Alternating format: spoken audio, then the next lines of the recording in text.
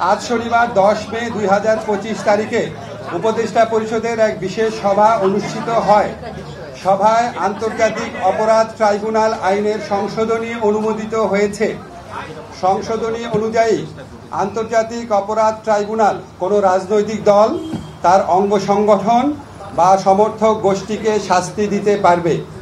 উপদেষ্টা পরিষদের বৈঠকে আন্তর্জাতিক অপরাধ ট্রাইব্যুনালে বাংলাদেশের আওয়ামী লীগ ও তার নেতাদের বিচার কার্য সম্পন্ন না হওয়া পর্যন্ত দেশের নিরাপত্তা ও সার্বভৌমত্ব রক্ষা, জুলাই আন্দোলনের নেতাকর্মীদের নিরাপত্তা এবং আন্তর্জাতিক অপরাধ ট্রাইব্যুনালের বাদী ও সাক্ষীদের সুরক্ষার জন্য সন্ত্রাস বিরোধী আইনের অধীনে সাইবার স্পেস সহ আওয়ামী লীগের যাবতীয় কার্যক্রম নিষিদ্ধ করার সিদ্ধান্ত গ্রহণ করা হয়েছে।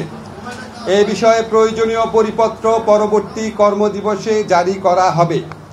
এর পাশাপাশি আজকের উপদেষ্টা পরিষদের বৈঠকে জুলাই ঘোষণাপত্র আগামী 30 কার্যদিবসের মধ্যে চূড়ান্ত করে প্রকাশ করার সিদ্ধান্ত গৃহীত হয়েছে।